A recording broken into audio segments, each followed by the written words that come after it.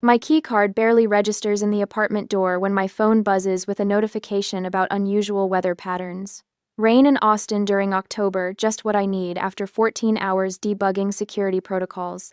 I push into my condo, kick off my heels, and drop my laptop bag on the kitchen counter. The burgundy blazer I selected this morning now feels like a straitjacket after a day of boardroom presentations. The digital clock on my microwave blinks 8:37 p.m. Too late for a proper dinner, too early to justify ice cream for a meal. I settle on reheating yesterday's lasagna when my doorbell chimes. "Who on earth?" I mutter, padding across the hardwood floor in my stockinged feet. Through the peephole, raindrops distort the view, but I recognize her instantly. My stomach plummets to my toes. 23 years haven't changed that calculating stare, though the blonde hair now comes from a bottle instead of nature. My mother, Vanessa. And beside her, a young man with her eyes and a slouch that speaks of entitled boredom. I consider pretending I'm not home. My fingers hover over the lock, trembling slightly. The doorbell chimes again, more insistent this time. "Michelle? Honey? I know you're in there. Open up, we're getting soaked out here." The endearment sounds foreign in her mouth.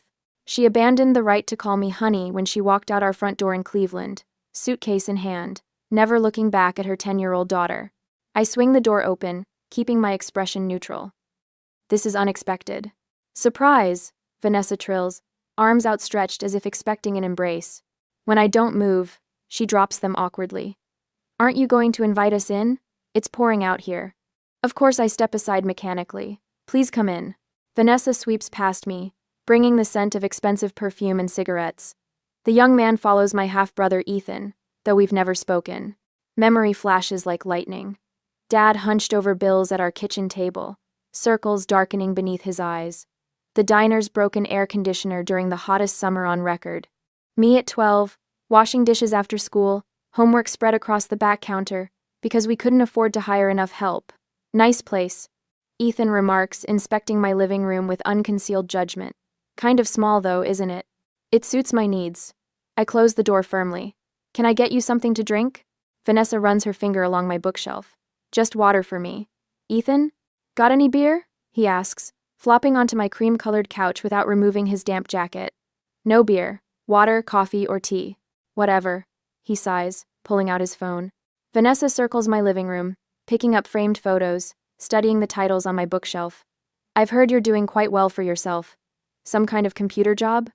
"Cybersecurity analyst." I pour 2 glasses of water and set them on the coffee table. "How did you find me?" She waves her hand dismissively. "Oh, you know how it is these days. Everything's online." A pause. "Your father mentioned you moved to Austin." Dad and I speak weekly. He's never once mentioned communicating with Vanessa. "I hear you make good money.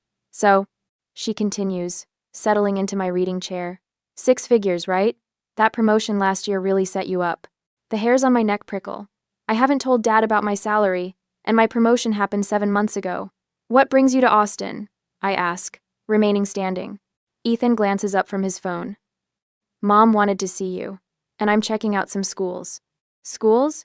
"Ethan got accepted to a private business program in Chicago," Vanessa interjects, her voice swelling with pride. "Very exclusive. Only takes 40 students a year." "Congratulations," I offer. "Yeah, well," Ethan shrugs. "It's expensive as hell, like really expensive." My stomach tightens. The true purpose of their visit crystallizes. "Michelle," Vanessa leans forward, her voice honeyed. "Ethan needs this opportunity. This program will set him up for life connections, prestige, everything I couldn't give you." The naked manipulation stuns me. 23 years of silence, and this is what brings her back? "The tuition is steep," she continues, "and there's living expenses in Chicago. We calculated it all out. $4,500 a month would cover everything." Ethan looks up. "Plus I need a decent laptop. And maybe a car. Public transportation in Chicago is sketchy." My hands tremble, but I keep my voice level. That's quite a request from people I haven't seen in over 2 decades. Vanessa's expression hardens slightly before melting into practiced concern. "I know we have catching up to do. That's why I thought we could meet for lunch tomorrow." "Discuss options." She reaches for my hand. "Family helps family, Michelle. You understand that better than anyone." I pull back before she can touch me. "I have meetings tomorrow." "Dinner then," she presses. Ethan's future depends on this. Wouldn't you have wanted this kind of opportunity? The irony burns like acid in my throat. I wanted a mother who stayed, a childhood without working after school to help Dad keep our diner afloat. I wanted someone who remembered my birthdays. I'll check my calendar, I say finally. Where are you staying? The Westgate, Vanessa replies, standing. Room 412. We'll be here through Sunday. Hulaf? 5 days. I walk to the door and open it. I'll call you tomorrow. After reluctant goodbyes and Vanessa's awkward attempt at a hug, I close the door and slide the deadbolt into place. My apartment feels violated somehow, tainted by their presence. I lean against the door, breathing deeply, trying to steady my racing heart. $4,500 a month. $54,000 a year to support a half-brother I've never known, requested by a mother who abandoned me without a backward glance. I move to my laptop, open my banking app, and stare at the savings I've built through years of overtime and careful planning. I could afford it. That's the worst part, I could actually afford it. But as I close the laptop, a certainty settles over me. I might still crave the maternal approval I was denied as a child, but I won't sacrifice my security to buy it. This time, I won't be the one left behind. The rain beats against my window as I lock the door behind Vanessa and Ethan. Their scent, her expensive perfume. His damp jacket lingers in my living room like unwelcome ghosts. My shoulders slump as exhaustion crashes over me. The lasagna sits forgotten in the microwave. I shuffle toward my bedroom to change when something stops me cold. My laptop, the one I'd closed before answering the door, sits open on my kitchen counter, the screen glowing with my banking dashboard. What the hell? My pulse quickens as I approach. The activity log shows 3 failed login attempts from an unrecognized device within the past hour. I wasn't even home. The timestamp confirms it. 8:12 p.m., 8:15 p.m., 8:17 p.m., 20 minutes before they rang my doorbell. My hands hover over the keyboard as dread pools in my stomach. I navigate to my email, scanning recent messages with growing horror. There, flagged as unread, a forwarded message from Dad's email account containing my employment details, salary, and promotion announcement from 7 months ago. No way, I whisper, my voice strange in the empty apartment. I dial Dad immediately, fingers trembling against the screen. Hey, kiddo. His familiar voice answers, warm and steady. Everything okay? It's late for you to be calling on a weeknight. Dad, has anyone been in your email recently? Specifically, have you sent any messages about my job to Vanessa? His pause tells me everything. No, but, he clears his throat. I got a notification last month about a password reset I didn't request. Changed it right away, figured it was just one of those security things. My stomach knots tighter. Dad, Vanessa and Ethan are in Austin. They showed up at my door tonight asking for money. Lots of money. What? His voice sharpens. Michelle, I haven't spoken to that woman since she left. Not once in 23 years. I sink into a kitchen chair, suddenly lightheaded. They knew about my promotion, Dad. The exact timing. My salary. Things I never posted online. Things only you knew. Jesus Christ, he mutters. That boy of hers, didn't you say he was into computers? The pieces click into place. Ethan's bored slouch disguising calculated interest. His casual inspection of my living space. His immediate demand for a decent laptop on top of the $4,500 monthly payments. I need to check something, I tell Dad, putting him on speaker. I open my security settings, scroll through recent login locations. 3 unknown IP addresses appear, all tracking back to Cleveland hotels from 3 weeks ago. They've been planning this, I say, half to myself. They didn't just happen to be in Austin. They came specifically for me, for my money. Dad's heavy sigh fills the line. What do you need from me, kiddo? The question breaks through the fog of shock. I straighten in my chair, something shifting inside me. The trembling in my hands steadies as I reach for a notebook and pen. Everything you can remember about the password reset notification. Dates, times, any unusual emails you might have received before or after. While Dad speaks, I document every detail in neat, precise handwriting. The same methodology I use when tracking security vulnerabilities at work. My training kicks in. Identify the breach, assess the damage, secure the perimeter. I'll call you back tomorrow. I promise, Dad. And Dad, don't respond if she contacts you. After hanging up, I brew a strong pot of coffee and settle at the kitchen table. The storm outside intensifies, but inside, a strange calm descends. I create a folder labeled Vanessa and Ethan and begin methodically cataloging evidence, screenshots of login attempts, timestamps, my father's testimony. My phone buzzes with a text from my coworker, Jenna. How'd the board presentation go? Ready for happy hour tomorrow? My fingers hover over the screen before I type, rain check, family emergency. But I could use your advice. Your brother's a lawyer, right? Anyone he recommends for privacy issues? Her response comes quickly. Martin Keller, tough as nails. Want his number? A soft knock at my door startles me. Through the peephole, I see Mrs. Wilson, my elderly neighbor, clutching her robe closed at her throat. I'm sorry to bother you so late, dear, she says when I open the door. But I saw that woman checking your mailbox this afternoon. Didn't think much of it until I saw her come back with that young man. Thought you should know. Thought you should know. My blood chills. Checking my mailbox? You're sure? Mrs. Wilson nods firmly. Around 4. Tall blonde woman, very well dressed. Tried the handle first, then peeked through your windows. I thank her, promising to be vigilant, and lock the door behind me. Another piece of evidence for my growing file. My phone chimes with a bank security alert. Unusual login attempt detected. Please verify account access. I call the number on the back of my credit card rather than clicking any links. The security representative confirms 3 additional attempts within the past hour, all from a hotel IP address in Austin. The Westgate. By midnight, I've changed every password I own, updated all security questions, and added 2-factor authentication to each account. I've frozen my credit, alerted my company's IT department, and scheduled a meeting with Martin Keller for tomorrow morning. Outside, the storm gradually subsides. I stand at my kitchen window, watching raindrops trace paths down the glass. The hollow victory of securing what should never have been violated leaves me empty. $4,500 a month. $54,000 a year. The numbers Vanessa casually demanded repeat in my mind, no longer shocking but clarifying. This isn't about reconnecting with a long-lost daughter. It isn't about family at all. The truth settles over me like a weight. My mother breached my privacy, violated my father's email, and orchestrated an elaborate scheme to extract money from the daughter she abandoned. I close my laptop, suddenly bone-tired but resolute. The confusion and shock that paralyzed me earlier has crystallized into something harder, colder, more defined. The little girl who craved her mother's approval might still exist somewhere inside me, but tonight, a different version of Michelle Rowe has emerged. This isn't about being mean or unforgiving. It's about survival. A day after the incident, my phone buzzes with a text notification while I stir cream into my coffee at Copper Bean Cafe. The message preview makes my stomach clench. How can you be so selfish? After all I sacrificed for you. I turn the phone face down.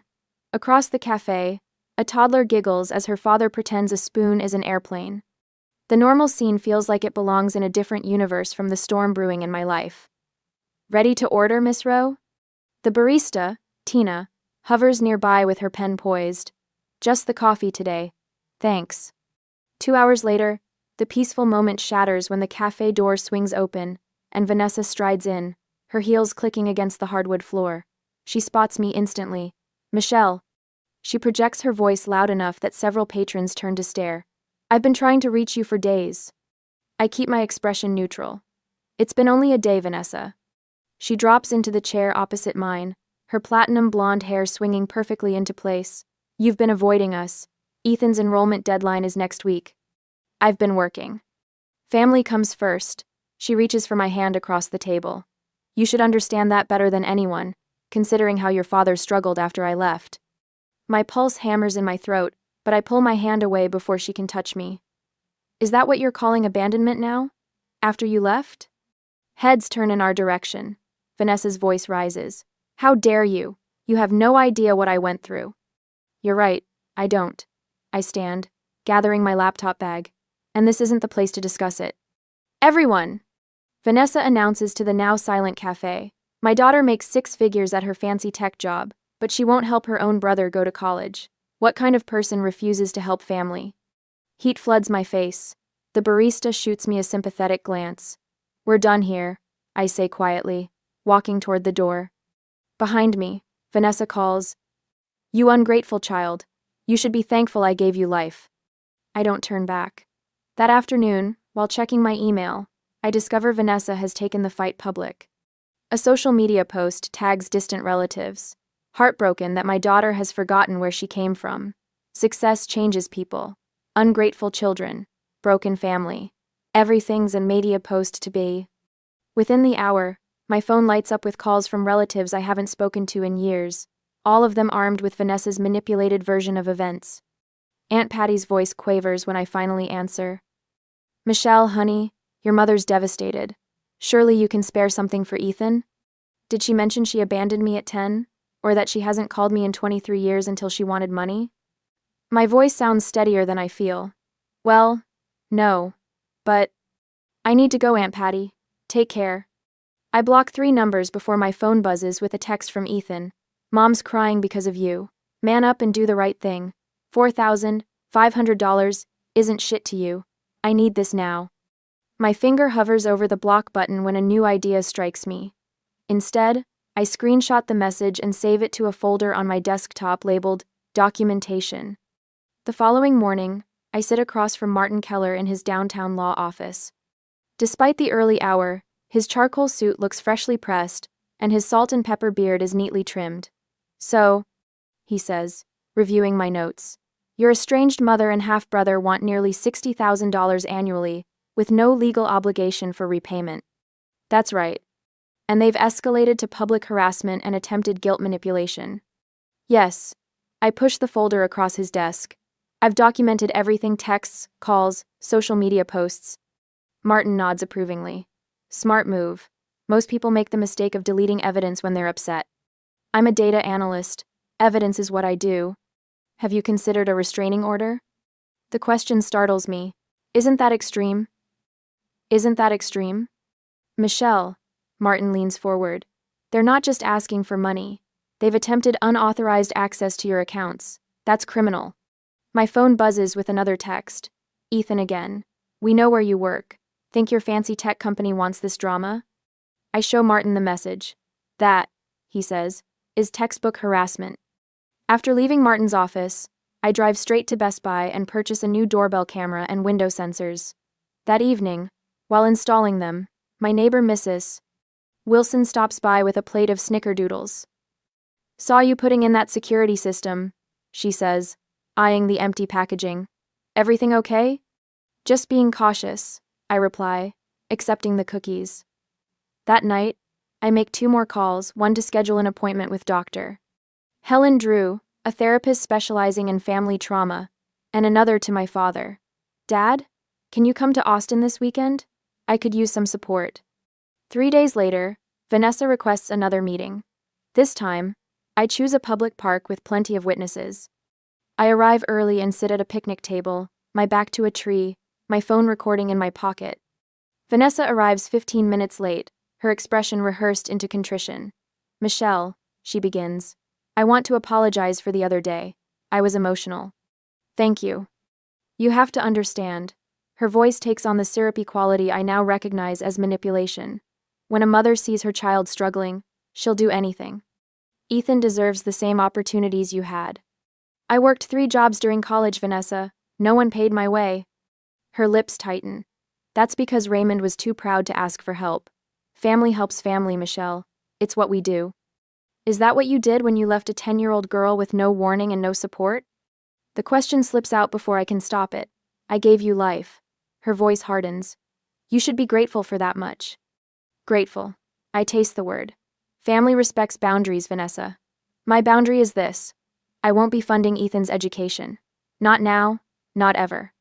After everything I've done. What exactly have you done? I stand up. Name one thing you've done for me in 23 years.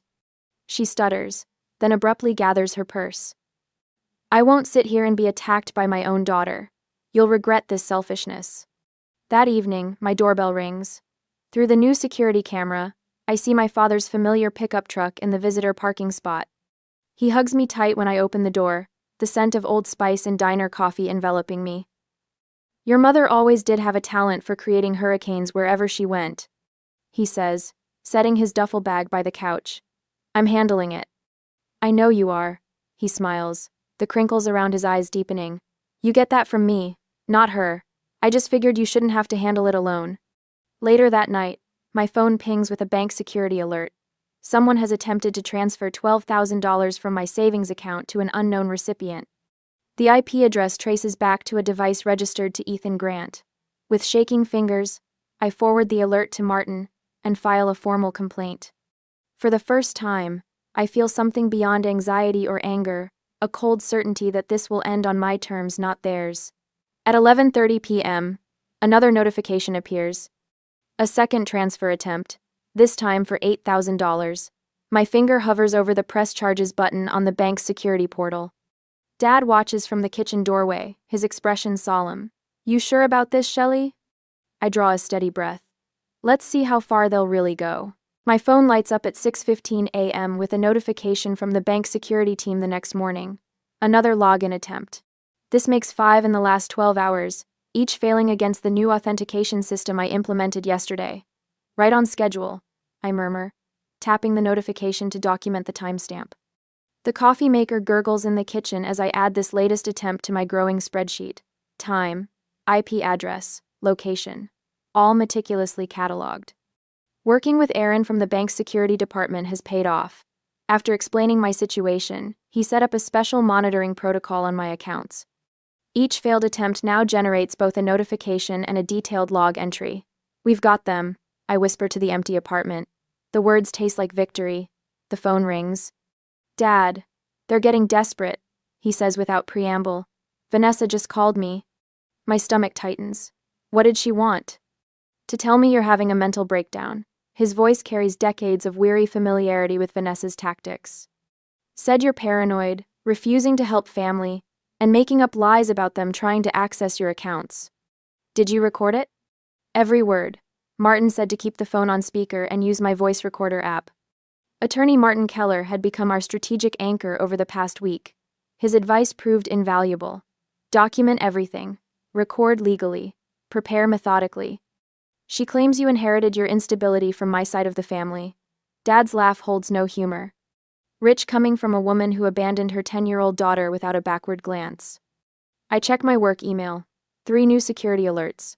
Ethan tried accessing my company account last night. Jesus, Michelle, can they arrest him for that? Our security team is building a case. I scroll through the technical report our IT director forwarded. They traced the attempts to a coffee shop near the Westgate. Stupid kid didn't even use a VPN. The doorbell chimes, startling me. Through the peephole, I see Mrs. Wilson from next door holding a plate covered with aluminum foil. Thought you might need some real food, she says when I open the door. My Harold always said banana bread helped him think clearer during his days at the DA's office. The unexpected kindness catches in my throat. Thank you. Those 2 still hanging around? She peers past me into the apartment. Not physically. I accept the plate, but they're keeping busy. After she leaves, my phone buzzes with a voicemail notification. Vanessa, her voice trembling with manufactured emotion. Michelle, honey, please call me back. I'm at Street. David's Medical Center. Emergency room. Something's wrong with my heart. The doctors are, a theatrical pause. I don't want to frighten you, but they're running tests. I need you here, sweetie. Family should be together in times like this. My fingers hover over the callback button, a reflexive response bred from childhood guilt. Instead, I dial the hospital directly. Street David's emergency department, this is Jessica. Hello, I'm checking on a patient who was admitted this morning, Vanessa Grant. Papers shuffle. Spell the last name, please. Grant. Grant. I'm not seeing anyone by that name admitted today. She called claiming to be in your emergency room with heart problems. A pause. We haven't had any cardiac admissions in the past 3 hours. Would you like me to check if she's registered under a different name? No need, thank you. I add the call to my documentation. Timestamp noted. This manipulation tactic joins the others in my growing collection of evidence. My phone rings again. Unknown number. Hello? Is this Michelle Rowe? A woman's voice, vaguely familiar yet unplaceable. Yes. Who's calling?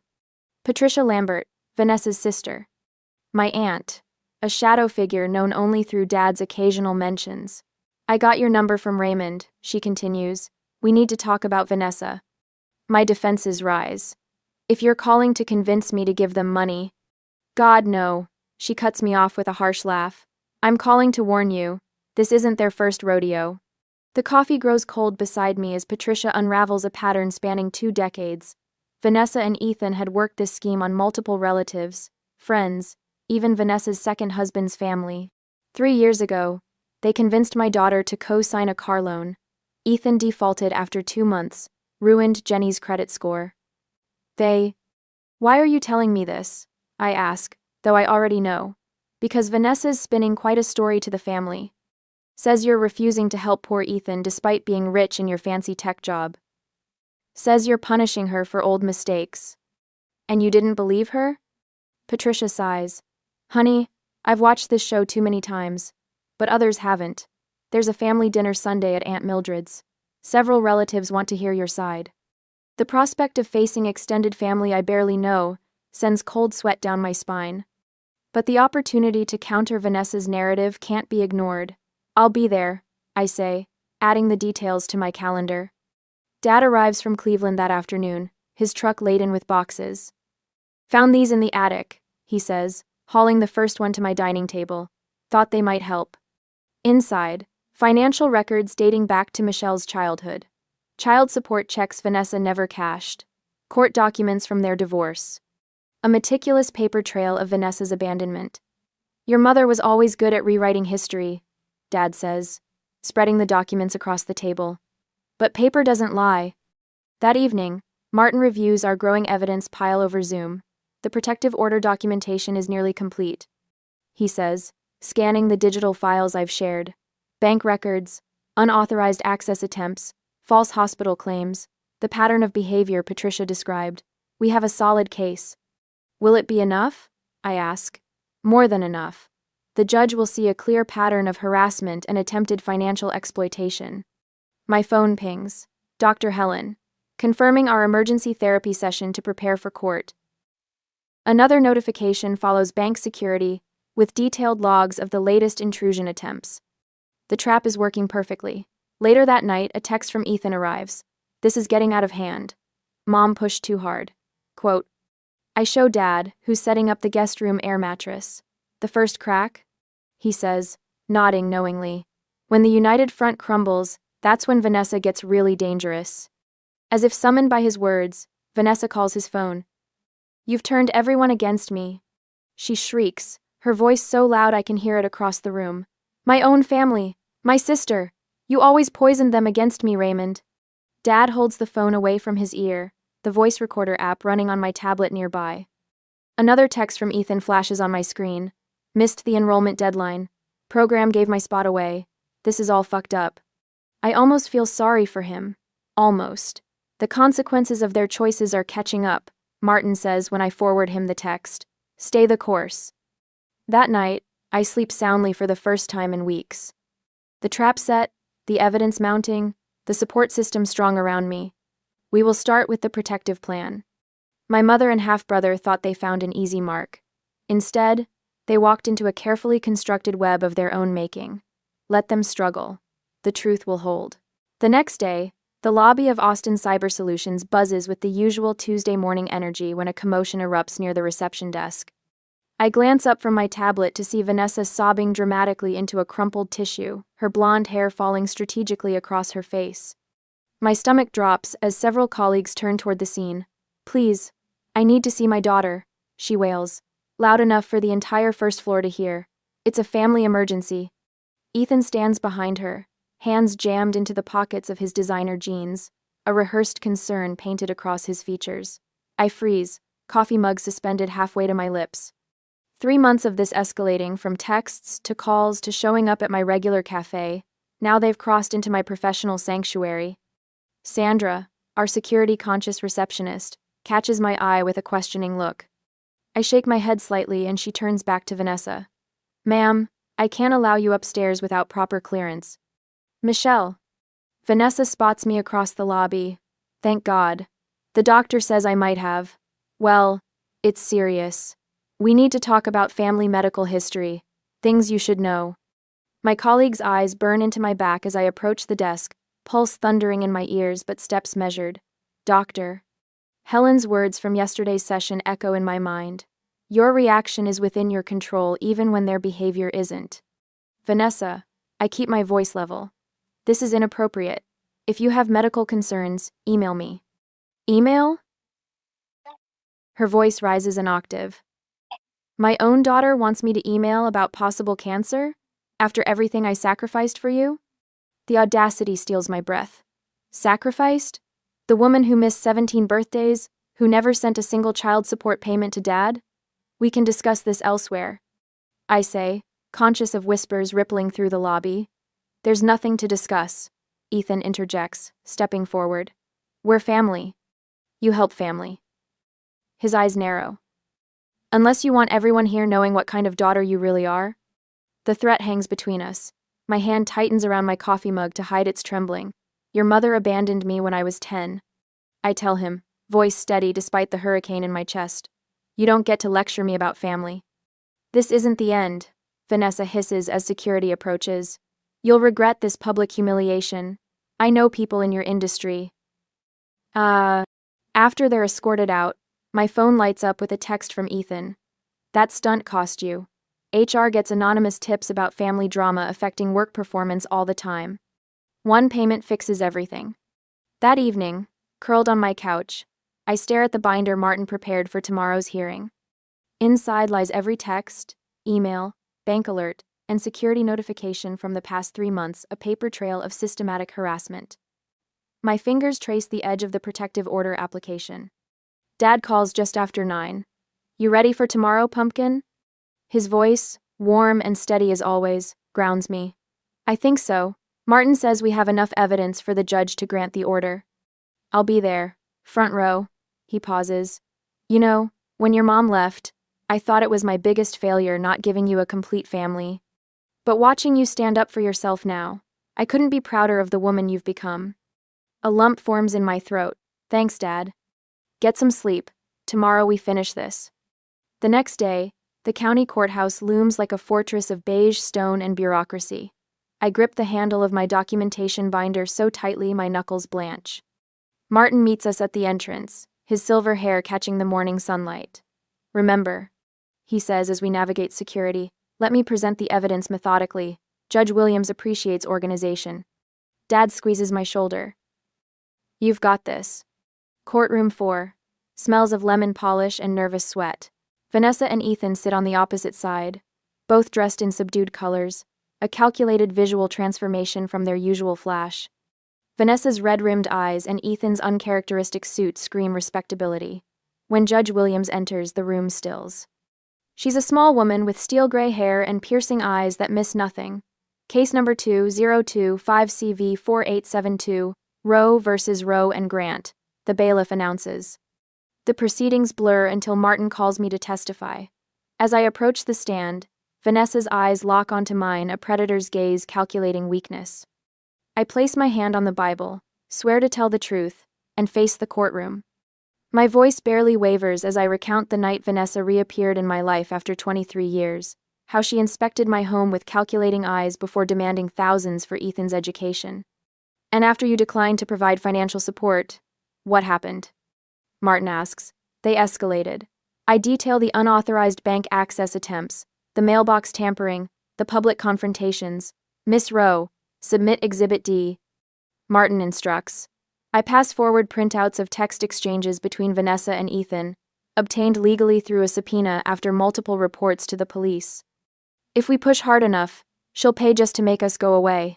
Everyone has a breaking point, Vanessa had written. Ethan's reply, already tried her accounts again, new security, maybe threaten her job instead? Martin continues, methodically presenting each piece of evidence, screenshots of failed login attempts traced to Ethan's devices, recordings of Vanessa's increasingly manipulative voicemails, security footage from my building showing them attempting entry without permission, and most recently, Martin prompts. Yesterday they appeared at my workplace, created a scene in the lobby, and then threatened to file complaints with HR if I didn't pay them.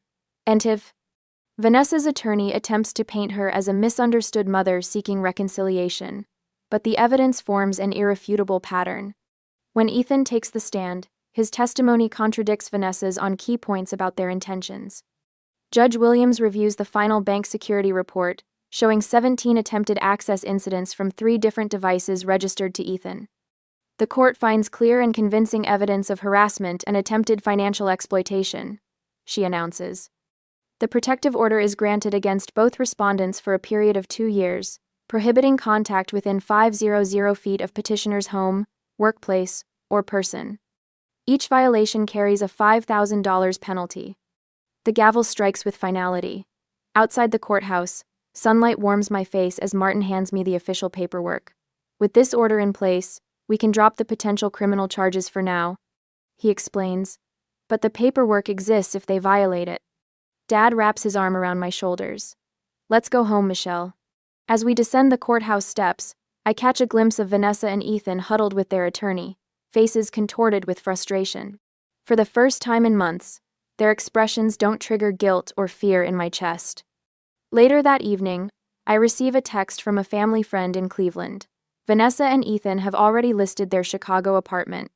Apparently, they're relocating to a smaller town where, presumably, their social circle hasn't yet heard about their courtroom defeat. I place my phone face down on the coffee table and take a deep breath. The walls of my condo no longer feel like they're closing in. For the first time since they reappeared in my life, I sleep without checking my security system 3 times before closing my eyes. Some victories don't roar, they whisper, "You're safe now." If you jested. 6 months later, the evening Austin air carries the scent of rosemary and garlic through my open balcony door. My fingers trace the new biometric lock panel beside my front door, a small reminder of victory rather than trauma now. "Michelle, these potatoes need another minute." Dad's voice calls from my kitchen, where he stands wearing the faded Cleveland Browns apron I gave him for Christmas years ago. No rush. I arrange water glasses on my small dining table, already set for 4. The doorbell chimes, and I notice the sound no longer sends adrenaline coursing through my veins. Progress. Through the peephole, I see Kara from work and Martin, whose legal expertise saved more than just my bank account. I swing the door open with ease. "Come in, dinner's almost ready." Dad's insisting on making his famous garlic potatoes. Martin holds up a bottle of Cabernet. "Thought we could toast your promotion properly." "Senior data analyst has a nice ring to it," Kara adds, squeezing my arm. The conversation flows effortlessly through dinner. We laugh about Martin's latest courtroom antics and Dad's stories about the regulars at his diner. No tense pauses, no analyzing hidden motives behind simple questions, just genuine connection. After dessert, Dad pulls a folder from his bag. "I wanted to show you these retirement numbers." His weathered hands spread papers across the table. The offer on the diner came through higher than expected. I study the figures. "This is great, Dad. You could fully retire next year." "Semi-retirement," he corrects. "Still planning to consult with the new owners 3 days a week." "Smart move." I pull out my own folder. "I've set up the monthly transfer we talked about, $600, direct deposit to your account. No more, no less." Dad nods, understanding the boundary. For years, I'd sent money haphazardly whenever guilt struck, often overextending myself. Now we have structure, clarity. That's more than generous, Mickey. His childhood nickname for me brings warmth rather than obligation. Later, after our guests leave, Dad helps me load the dishwasher. Dr. Helen thinks I've made real progress. I mention casually, "You seem lighter," he agrees. "Less burdened." I wrote something in my journal last night that finally made sense. I lean against the counter. Love doesn't require sacrifice of self. Dad pauses, a plate in midair. Took me 60 years to learn that. The next morning, I make calls to 3 local high schools about expanding my mentorship program for young women in STEM. What began with 2 hesitant students has grown to 15. I donate 10% of my income to their scholarship fund, not from guilt, but purpose. "We'd love to have you speak next month." The guidance counselor says, "These girls need to hear from someone who's overcome obstacles, not just succeeded." I'd be honored. The words come easily now. I'm no longer ashamed of my story or afraid it defines me. That evening, I stand on my balcony watching the sunset paint the Austin skyline in amber and rose. My phone buzzes with a text from Vanessa. "I'm in town next week. Can we meet?" 6 months ago, this message would have sent me spiraling. Now, I consider it thoughtfully before typing. I'm not ready, but I wish you well.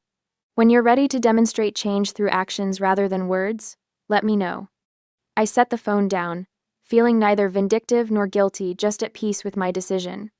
Back inside, I open my journal and write the final entry in this chapter of my life. Blood doesn't guarantee loyalty. Sometimes the bravest thing you can do for your family is protect yourself. The family we choose often heals the wounds left by the family we're born into. I close the journal and look around my apartment, no longer just a place I sleep, but a sanctuary I've earned. Protected not by locks and security systems, but by the boundaries I've finally learned to maintain. Have you ever had to choose boundaries over obligation? Tell me in the comments below.